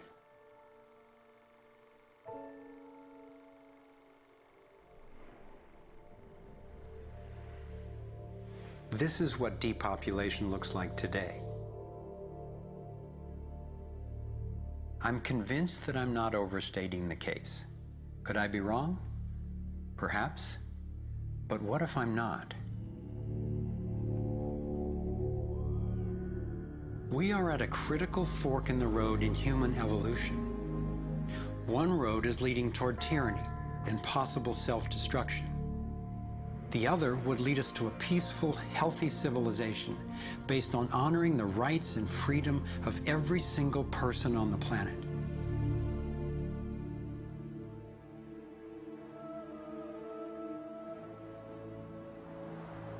To set off in this new direction, it's up to you and me to clear that road.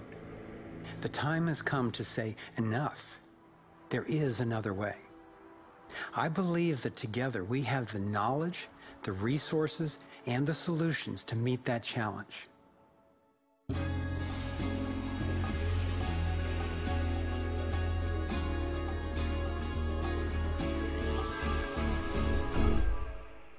I see this process as nothing less than a struggle for the soul of humanity. It begins with a shift in worldview, answering the question, who are we really? What is human nature? Are we humans what the elite would have us believe? Stupid, greedy creatures who, if left to our own devices, would devolve into violence and chaos, and so for our own good must be ruled over by a self-appointed elite? Or are we naturally caring and creative?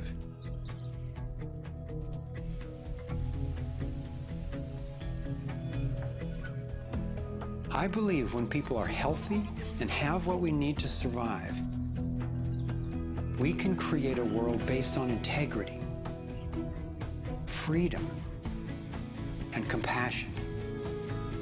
A world where everyone can thrive. Which of these two views will shape our future? That's our choice now. The agenda of the ruling elite is the product of a destructive worldview, based on their beliefs that there's not enough to go around, that some people are more deserving than others, and that their own safety depends on maintaining absolute control over the rest of us. In short, their worldview is based on scarcity and fear. But as powerful as they are, the architects of the New World Order cannot create their dreadful vision without our collusion. To stop them, to render their agenda obsolete, we have to wake up. We have to take action. This is like the last effort of a particular phase of civilization. It's its last gasp, really, and I often use the metaphor of the caterpillar becoming the butterfly. Because the caterpillar crunches its way through the ecosystem, it's very destructive, it eats 300 times its weight in a day until it's so bloated that it hangs itself up and goes to sleep, and its skin turns into a hardened chrysalis. And then in its body you get these imaginal cells, biologists actually call them that, forming within the caterpillar's body. The caterpillar's body then actually becomes a nutritive soup for those cells. But what's important about that metaphor is that the old and the new coexist for a while. And it's the job of the caterpillar to preserve its life. It's a desperate government that we have now trying to control oil in the Middle East and wanting now to promote nuclear energy and all these things that they know better, but they have to play out the role of protecting themselves. It's their job. And if you love butterflies, you don't go around stepping on caterpillars. So we can't hate them, it doesn't do any good. But if you want alternative energy, you don't ask an oil economy administration to produce it for you. We have to produce it. We imaginal cells have to show that it's cheaper, more efficient, and more effective. Our job is to build a new world. If we had the vision and a worldview that says our crisis is a birth and everybody's needed and everybody will have more of what they truly want, you could turn this desperate world into a renaissance of human creativity and love. It may seem that the controlling elite has all the cards, but we have many advantages of our own. First, let's talk numbers. Very few people are consciously perpetrating the domination agenda. Most of those helping to implement the plan don't understand the full picture of what they're a part of. By my calculations, we outnumber the actual architects of the plan by more than 1,000,000 to 1 in the US alone.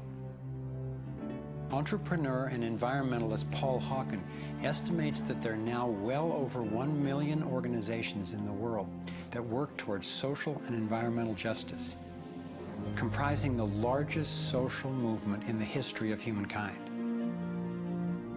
This movement, when connected electronically, could become a network of networks that will be the most powerful activist force for change ever.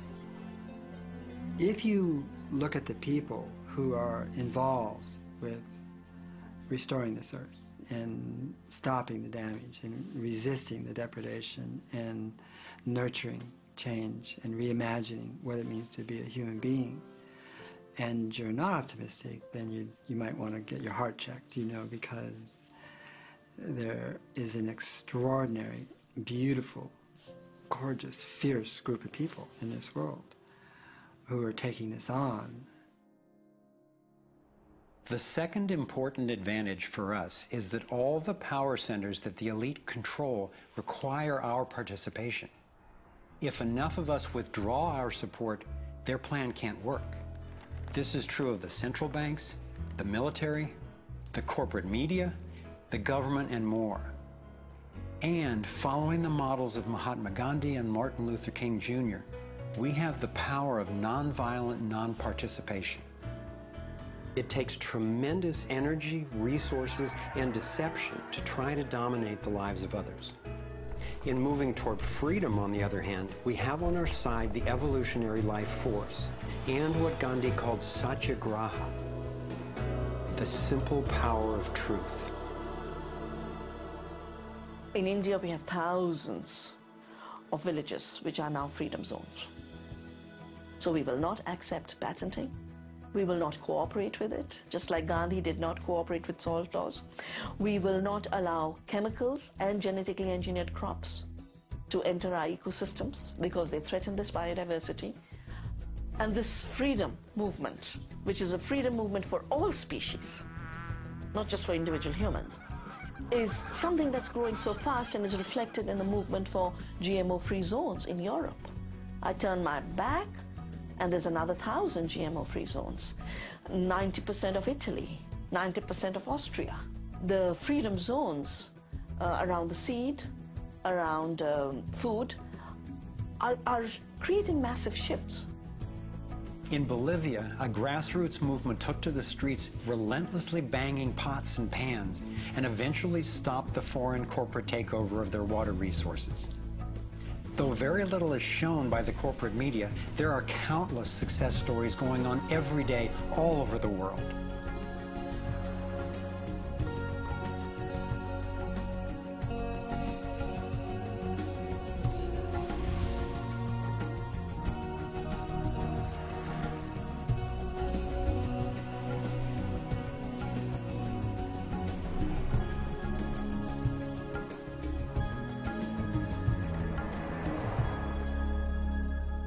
I wasn't willing to make this film until I knew there were responses that are a match for the crisis. And now the power of the internet enables us to share the breadth and the depth of this research. We've spent years creating a vast website, thrivemovement.com, that brings it all together and makes the information and what we can do about it accessible to everyone. Here you have your very own navigator module to go deeper into the main subjects covered in the film: code, problem, and solutions. You can study strategies and tactics and connect with others to take high-leverage actions. Every fact stated in this film has been independently verified, and the reference is on our website. This sector navigator facilitates whole systems thinking that recognizes that actions in one area impact all the others. The center of the sector navigator is worldview, because it determines how we experience everything that happens within and around us. In every sector, you'll find critical issues, resources, group strategies, and individual actions to peacefully and productively affect real change. Our resource tree will link you to the people, organizations, and media that we most recommend to help you get more fully educated and engaged. I was encouraged to find that there are a minimum number of actions which, working together, can tip the scales. It's not endless. Once we see the big picture, we'll look at what each of us can do to help accomplish it. Let's take a look at the strategic antidotes to their economic domination. We need to stop any more bailouts of banks or corporations, dismantle the Federal Reserve, withdraw taxpayer support from central banking agencies such as the IMF and World Bank, allow development of alternative currencies and independent banks, and refuse international taxes. My main emphasis is on solutions in the U.S., because that's what I know best. But just as the predicament is global, so are the principles on which the solution strategies are based. Here are some tactical actions that we can take as individuals that don't take much time or money to make a real difference right now. Get informed, speak up, and connect with others. Bank locally. When we move our money out of the big centralized banks and into locally owned banks and credit unions, we defund the problem and fund the solution all in one move. Buy and invest responsibly. Every dollar you spend sends a message. Join the movement to audit and end the Federal Reserve. It's robbing us. Join a coalition to keep the internet fair and open. Don't let anybody take control over it. Support independent media. Get your information from diverse sources and think about who's funding the news you get. Support organic, non-GMO farming. Join movements to bring about honest elections, including traceable paper ballots and campaign finance reform. Congress can only be accountable to us when corporations stop funding them. Advocate for renewable and new energy technology. Bring the conversation about free energy out into the open. It will transform the power dynamic on this planet faster than anything in recorded history. Sign up for critical mass actions. It's a strategy to leverage our power by waiting until a huge number of us agree to participate before taking an action. Imagine 1 million of us acting in unison. Then again, imagine even more.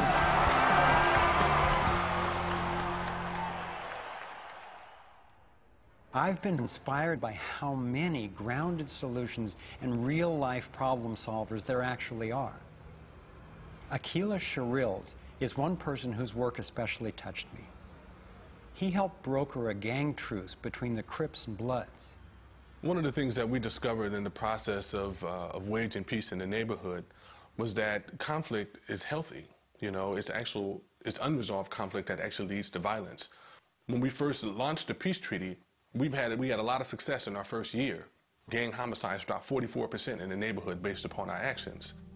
Akila describes what happened when two rival gang leaders finally met after the truce. The brother came up to him and told him, man, look, I know you got some hard feelings for me. You know, maybe I got some hard feelings for you. He said, but because of this truce, man, he said, I'm willing to put all of that to the side. And he stuck out his hand. He hugged him and he said he closed his eyes because he was preparing for a sharp, a knife to enter his back. He was waiting for for a bullet, to be shot into his stomach. But he said after a few moments, he held that embrace. He realized that, that it was genuine. I believe that having a clear picture of our potential is as important as uncovering what stands in its way. So I want to take you to a possible world of the future. It's a world the elite would have you believe is an impossible pipe dream, but I'm convinced it's a world that is utterly within our grasp. We can create a world where people can thrive, where we can feel safe and secure. The air, water, and food are clean. A world where communities are capable of producing their own energy and food, and trade is open and fair. Rather than focusing on punishment, instead justice restores lives and losses. Insurance pays doctors to keep people healthy. Education is voluntary, serving the needs of individuals instead of corporations. We get honest feedback from independent media. There are no subsidies and no bailouts. Imagine that with an honest money system, little or no taxes, and low electric and fuel bills, you would have the money to pay off your home and car and be free to save and invest. You would enjoy more wealth, freedom, and security, all while working the same or probably less. Let's say I started a mutual fund for my neighborhood, and all the neighbors had stock, okay? And so they healed the environment and their stock went up in value. So instead of getting drained financially, they're making money. They're making money from things that make their kids safer and prevent the planet from dying. So you kind of have your cake and eat it too. Instead of working all week to make money and then coming home and trying to save the planet on the weekends, you can spend Monday through Friday making money saving the planet and then, go to the beach. This vision of a thriving world is based on what could be called the liberty perspective. There is a simple principle that underlies this approach: non-violation. Nobody gets to violate you or your property, and you don't get to violate anyone else, except in genuine self-defense. This is the one rule I've found that every single person agrees with, at least for themselves. I believe that non-violation is the true north of humanity's moral compass and our core navigating insight. This insight can guide us and protect each and every individual as we set up voluntary, self-sustaining systems. It is a way of living that I can stand for wholeheartedly and without reservation. I've been profoundly influenced by the work of Austrian economist Ludwig von Mises, who developed a whole philosophy and economic system based on the core ethic of non-aggression. Motivated by having witnessed the ravages of communism and fascism in Europe, he committed his life to finding a just way. He recognized that those systems, as well as socialism and even democracy, wrongly assume the rights of the collective, or the group, to be more important than those of the individual. I had always gone along with the view that more people will thrive if we consider the group's needs above the individual's. But when I took a closer look, I found it doesn't really work that way. In the name of what's best for the group, governments have been responsible for most of the war, death, and destruction on the planet. More than 200 million individuals were killed in the 20th century alone. So how would applying the principle of non-violation change this dynamic? It would take us from incremental change of a fundamentally flawed system to a complete transformation where not just some, or even the majority, but everyone could truly have the opportunity to thrive. In order to implement the principle of non-violation, it makes sense to me to honestly re-examine our past, because it doesn't work to try to build a healthy living system on top of an unhealthy one. We have to go back to the most fundamental acts of injustice upon which the country was founded, in the seizure of the lands of the people, and the slaughter of their women and children, and the rendering destitute most of the remnants of these people, is such a grievous wrong that we believe that we have to deal with that, to come to grips with that in a fundamental way. Understanding that they're not wrongs that were done and completed 150 years ago. They're wrongs that are continued every single day. So you have, through the history of North America and the United States, over 500 treaties signed with indigenous nations where every single one of them now has been violated. You have, in fact, a tremendous amount of wealth having been generated from indigenous people's lands and resources, and billions of dollars every year still being generated by corporations and European nations based on the continued exploitation of indigenous people's lands and resources. If we didn't have large corporations, if we didn't have Western governments defining how you and I were to relate to each other, living here in North America now together, how would we relate to one another? How would we make it different? It's going to take time and courageous effort to shift the consciousness and accomplish the tasks that will move us toward the world I'm talking about. And yet I know of no greater gift that we could give to future generations. We can't do everything at once. I envision 3 overlapping stages of the solutions process.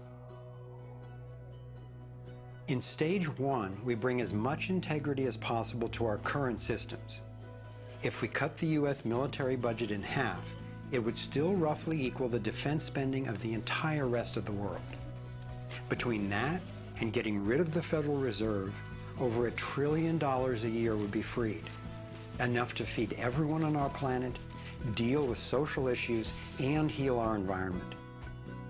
Many people believe that widespread starvation and poverty are inevitable. But compared to war, eliminating poverty and restoring the environment are cheap. According to Lester Brown's Earth Policy Institute, it would take under $200 billion a year to restore the Earth's environment and meet global social goals. But this stage isn't the end goal of the liberty perspective.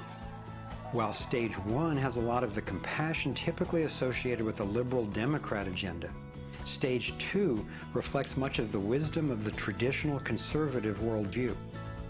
In stage 2, we shrink government's role to protecting individual liberty and stewarding things we share in common, like ecosystems and the airwaves we use to communicate.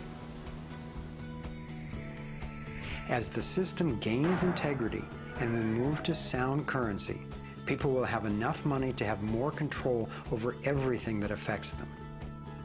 Stage 3 grows out of the increasing freedom that people gain in stages 1 and 2, as they have more money and more time. There is no involuntary tax and therefore no involuntary governance. There's no monopoly on force. There are rules, but no rulers. Rigorously protecting individual rights turns out to be key for honoring our interdependence. We can be distinct and unified at the same time. As utopian as this can sound at first, I've been thrilled to see how much practical thinking has been done to deal with tough issues like healthcare, crime, and education. These 3 stages validate the best of both the liberal and conservative perspectives that have divided us for so long, and then reconcile them at a new level, around non-violation, a core ethic we all share. Stage 3 honors human incentive and finally includes the rights of not just many, not just most, but everyone. The torus provides a template for a society based on integrity and wholeness. It conserves what's working. It has built-in feedback so it can self-correct and innovate to maintain balance. We can apply these and other features of the torus dynamic to our human social systems. I truly believe that aligning consciously with the fundamental life energy pattern at every level, physical, emotional, mental, interpersonal, and environmental, is ultimately the art, the science, and the celebration of love. And that's what we're here to learn. The fundamental insight of our interconnectedness changed the way I approach everything. In my own life, I found a practical expression of this philosophy in the modern, nonviolent martial art of Aikido. It offers powerful guidance on how to respond effectively and non-aggressively to the global domination agenda. Morihei Ueshiba, its founder, taught that to practice Aikido, one must mimic the movements of atoms and galaxies. Just as free energy technology blends with the toroidal pattern to access unlimited power, Aikido, the way of harmony, blends with the energy of an attacker, redirecting it to peaceful resolution.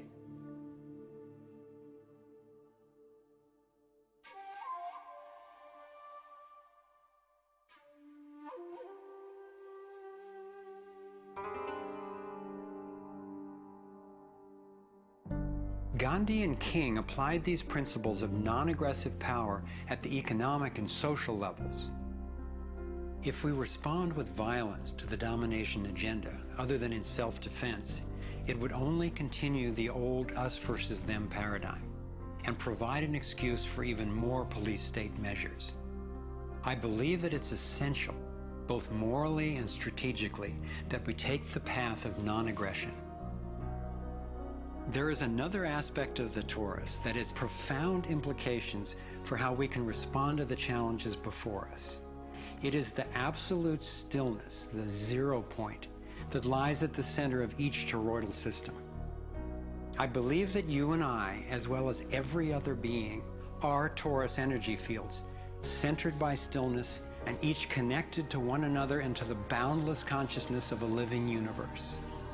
As much as I benefit from the experience of others, as highlighted here with the Navigating Insights, and as valuable as daily feedback is about what's really going on in the world, as we see with the vitals, I've come to recognize that our primary compass is our own inner guidance. As we learn to quiet the noise and amplify the inner signal, we can better hear the voice that naturally knows and offers wise direction. We have an entire inner life, a vibrant and lively inner life that is truly the navigator of the path that we take on the outside.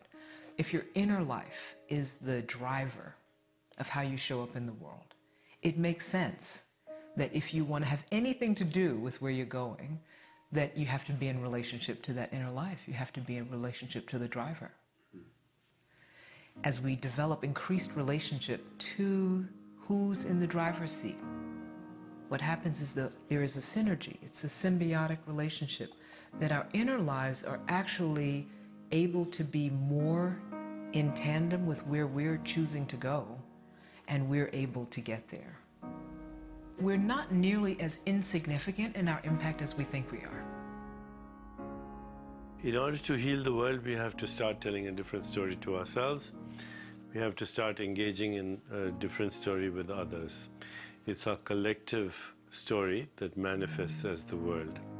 Humanity is now in a very interesting evolutionary phase in which we move from hostile, aggressive competition, which is the nature of young species, into a more mature mode of cooperation, collaboration. There's no question in this country that money, that capital is being increasingly concentrated in the hands of a few. And those who are so powerful are concentrating it further, but there is a force that's more powerful, and that's the power of the people. When we look at the crises now, it is so easy to fall out of love with life. It is so easy to get pessimistic and desperate. But from my perspective, the crisis has matured to the point of being on the threshold of mass awakening, and that feeling inside me gives me the vitality to know that no matter how small what I'm doing looks to me in the face of these huge problems, that the impulse of evolution is not small. And when it's in everybody who's waking up, it's huge. And as more and more of us are waking up, linking up, and daring to speak up, the scheme for global domination is being exposed. And we're discovering solutions that can create the world we yearn for and deserve. Again and again throughout history, when people have recognized tyranny rearing its cruel head, they've come together and stood up for liberty. I am confident humankind will look back on this period and be proud that when we saw, we acted. Thank you for coming on this journey with us. I'm convinced we have what it takes to thrive. Let's make it happen.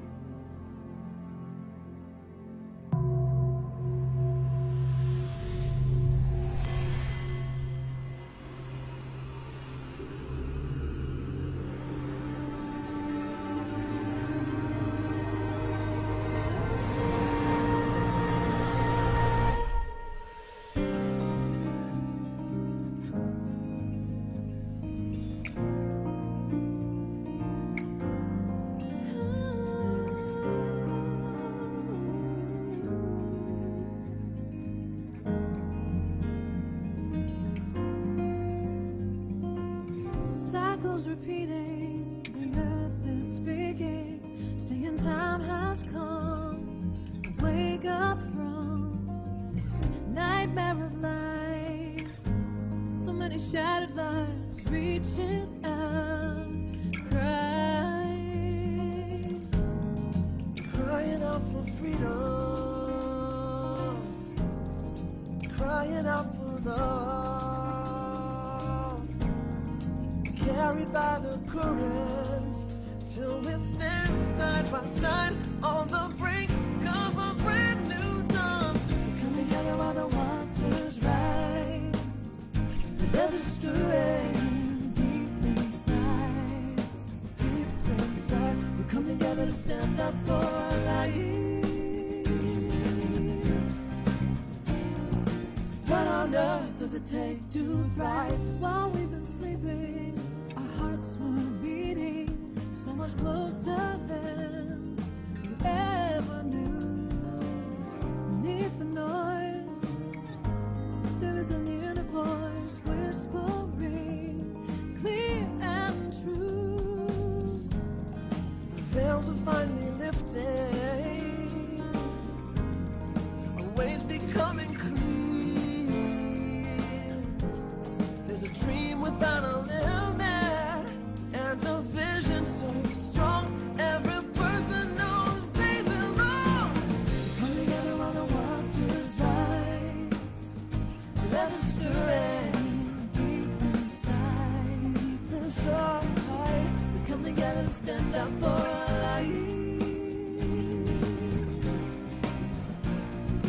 What on earth does it take to thrive? Come together while the waters rise.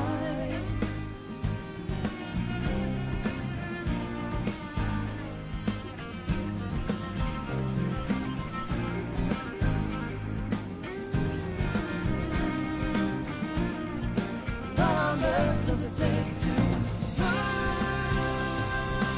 out in the open? Thrive healing what's broken. Every heart, every life, living our place in it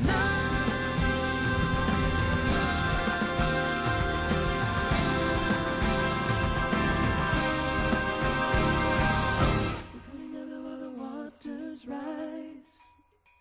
There's a stirring deep inside, deep inside. We come together to stand up for our lives. We all have what it takes to thrive. We come together while the waters rise.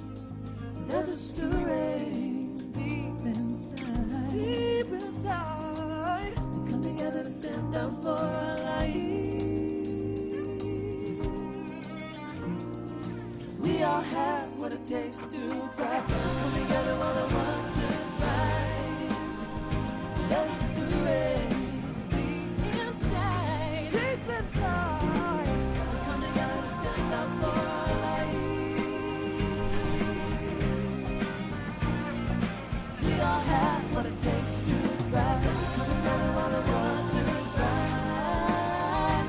There's a stirring deep inside. Deep inside. We come together to stand up for our lives. We all have what it takes to thrive. We all have what it takes to thrive. We all have what it takes to thrive.